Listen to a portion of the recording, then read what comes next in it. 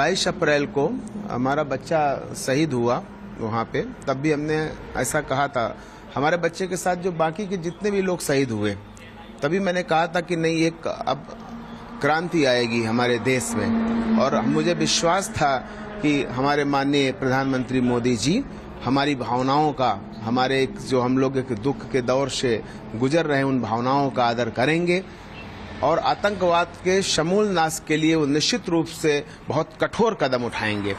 आज रात मुझे 2 बजे जब जानकारी हुई कि हमारी भारत की सशक्त सेनाओं ने उस आतंकवाद के समूल नाश का जो बीड़ा था उठाया था, उसकी शुरुआत कर दी है, तो मुझे लगा कि नहीं अब निश्चित रूप से आतंकवाद का सर्वनाश होकर ही रहेगा। मैं बहुत धन्यवाद देना चाहता हूं माननीय प्रधानमंत्री मोदी जी को।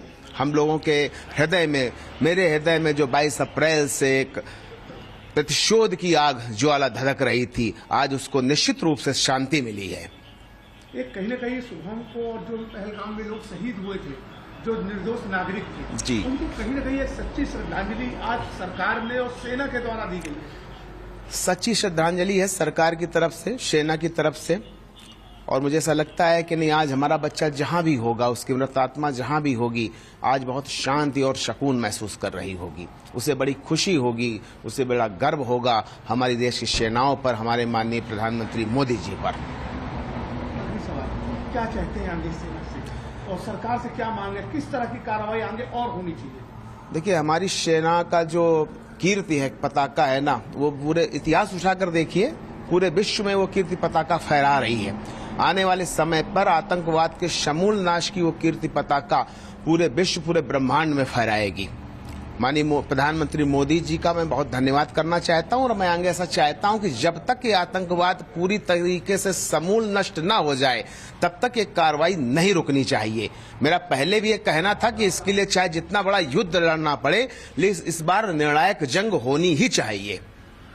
22 अप्रैल को हमारा बच्चा शहीद हुआ वहाँ पे, तब भी हमने ऐसा कहा था हमारे बच्चे के साथ जो बाकी के जितने भी लोग शहीद हुए, तभी मैंने कहा था कि नहीं एक अब क्रांति आएगी हमारे देश में। और मुझे विश्वास था कि हमारे माननीय प्रधानमंत्री मोदी जी हमारी भावनाओं का, हमारे जो हम लोग एक दुख के दौर से गुजर रहे हैं उन भावनाओं का आदर करेंगे और आतंकवाद के समूल नाश के लिए वो निश्चित रूप से बहुत कठोर कदम उठाएंगे।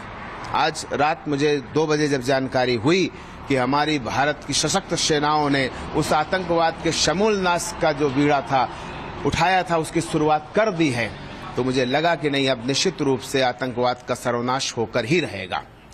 मैं बहुत धन्यवाद देना चाहता हूं माननीय प्रधानमंत्री मोदी जी को।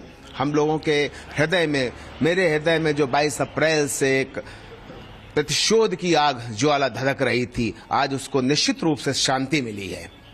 एक कहीं न कहीं शुभम को और जो पहलगाम में लोग शहीद हुए थे, जो निर्दोष नागरिक थे जी, उनको कहीं न कहीं एक सच्ची श्रद्धांजलि आज सरकार ने और सेना के द्वारा दी गई। सच्ची श्रद्धांजलि है सरकार की तरफ से, सेना की तरफ से। और मुझे ऐसा लगता है कि नहीं आज हमारा बच्चा जहां भी होगा, उसकी मृत आत्मा जहां भी होगी, आज बहुत शांति और सुकून महसूस कर रही होगी। उसे बड़ी खुशी होगी, उसे बड़ा गर्व होगा हमारी देश की सेनाओं पर, हमारे माननीय प्रधानमंत्री मोदी जी पर। क्या चाहते हैं आगे सेना से और सरकार से क्या मांगे, किस तरह की कार्रवाई आगे और होनी चाहिए? देखिए, हमारी सेना का जो कीर्ति है, पताका है ना, वो पूरे इतिहास उठाकर देखिए, पूरे विश्व में वो कीर्ति पताका फहरा रही है।